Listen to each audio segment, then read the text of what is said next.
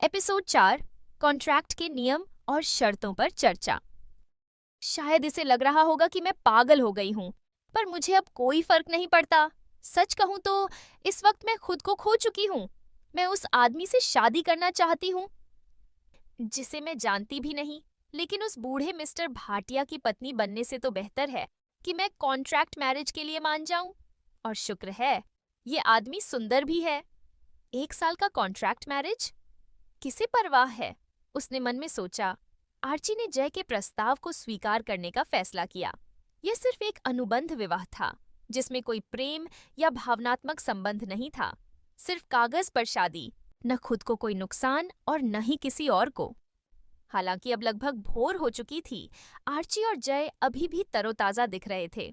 दोनों बैठक में बैठे थे और शादी के अनुबंध के नियम और शर्तों पर चर्चा कर रहे थे। अब मुझे अपनी शर्तें बताओ, आर्ची ने कहा, मुस्कुराते हुए जय की ओर देखा। जय ने सूट उतारकर सिर्फ सफेद स्लिम फिट शर्ट पहन रखी थी। उसने अपनी आस्तीनें कोहनी तक मोड़ रखी थीं, जिससे उसकी मजबूत बाहें नजर आ रही थीं। आर्ची ने उसे देखते हुए अपने दिल की धड़कन को काबू करने की कोशिश की।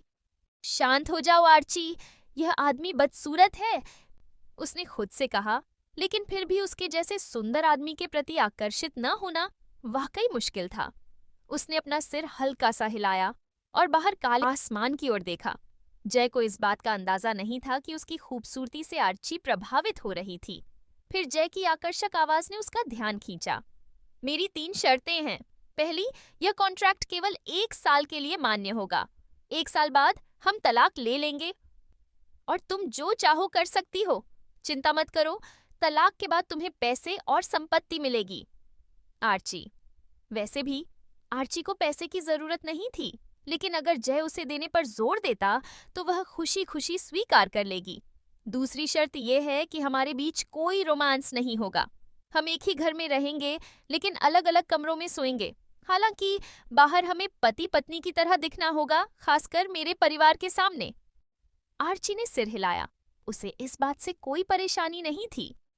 और आखिरी शर्त, शादी के दौरान तुम्हारा कोई प्रेमी नहीं होना चाहिए। क्या तुम सहमत हो? सहमत। आर्ची के लिए यह रिश्ता शुरू करने के लिए बहुत सरल था। रोमांस में उसका कोई इंटरेस्ट नहीं था, क्योंकि उसके लिए यह बहुत समय बर्बाद करता। जय को आश्चर्य हुआ कि इस लड़की के साथ बात करना इतना आसान था। वह उसे पसंद करने लगा। तो तुम्हारी क्या शर्तें हैं? कॉन्ट्रैक्ट में तुम क्या चाहोगी? उसकी आंखें आर्ची पर टिकी थीं, ये जानने के लिए कि वह क्या कहेगी। बस एक बात, जब तक हम शादीशुदा हैं, मैं काम करना चाहती हूँ। अगले कुछ महीनों में मेरे पास कई नए प्रोजेक्ट हैं। जैसे पहले हुआ था, मैं अपने ऑफिस में कई महीनों तक व्यस्त रह सकती हूँ। जय यह सुनकर हैरान रह गया कि आर्ची की सिर्फ एक ही मांग थी। वह उन अधिकांश लड़कियों से अलग थी जिन्हें उसने अब तक देखा था।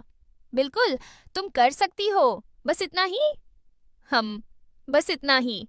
जय के आश्चर्य से आर्ची थोड़ा हिचकिचाई। क्या उसे और मांगना चाहिए था? आप क्यों हैरान हो? आर्ची ने पूछा। कुछ नहीं, ठीक है, मैं सब कुछ तैयार कर लूंगा। फिर तुम्हारे पारिवारिक मामलों के बारे में मैं देख लूंगा। लेकिन तुम्हें मेरे साथ राजधानी चलना होगा। राजधानी? तो तुम दिल्ली से हो? आर्ची अपनी खुशी छिपा नहीं पाई। उसे पता था कि जय भी राजधानी में बसा हुआ है। संयोग से उसने national institute of technology, Delhi से पढ़ाई पूरी करने के बाद दिल्ली में रहने का फैसला किया था। वह साल की शुरुआत से ही अपना नया ऑफिस बनाने में जुटी हुई थी और कुछ दिन पहले ही उसे खबर मिली कि ऑफिस तैयार हो गया है। इस द्वीप पर 1 महीने की छुट्टी के बाद वह काम पर जाने के लिए बेताब थी। तुम्हें वहां जाने में कोई आपत्ति तो नहीं है, है ना? नहीं, आर्ची ने कहा, मैंने बहुत पहले ही अपना कार्यालय वहां स्थापित कर लिया था, इसलिए मुझे कोई आपत्ति नहीं है। वह मुस्कुराई। जय ने सिर हिलाया। सब कुछ ठीक हो गया था। उसे बस किसी को फोन करके सभी व्यवस्थाएं करनी थी। क्या तुम कुछ और पूछना चाहोगी? उसने फिर पूछा। आर्ची कुछ हिचकिचाई, लेकिन एक सवाल उसे परेशान कर रहा था। उसे शादी से पहले यह स्पष्ट करना था। हाँ, मेरे पास एक सवाल है। क्या सवाल है? क्या तुम कोई भूमिगत आपराधिक संगठन के सरदार हो? क्या क्या? जय का गला सूख गया। ये लड़की कैसे सोच सकती है कि वह माफिया सरदार है? ये पहली बार था जब उसने किसी ऐसे व्यक्ति से मुलाकात की जो उसे पहचान नहीं पाया। हालांकि उसका चेहरा अक्सर इस देश के टीवी और बिजनेस पत्रिकाओं में नजर आता था। क्या उसने कभी समाचार नहीं पढ़े? उसे संदेह था। उसने मन में सोचा, शायद मुझे और अधिक साक्षात्कार के प्रस्ताव मिलने चाहिए। जय अपने मन में एक नोट बनाता है कि उसे कल मीडिया को फोन करना है। उसे लगता है कि मीडिया को अपने चेहरे को बढ़ावा देने के लिए मेहनत करनी पड़ेगी। उसने लड़की की जिज्ञासा को शांत करने से पहले अपना गला साफ किया। मैं कोई भूमिगत सरदार नहीं हूँ, मैं सिर्फ एक वैध व्यवसायी हूँ। अगर तुम्हें मेरे बारे में जानना है तो मेरा नाम गूगल कर सकती हो।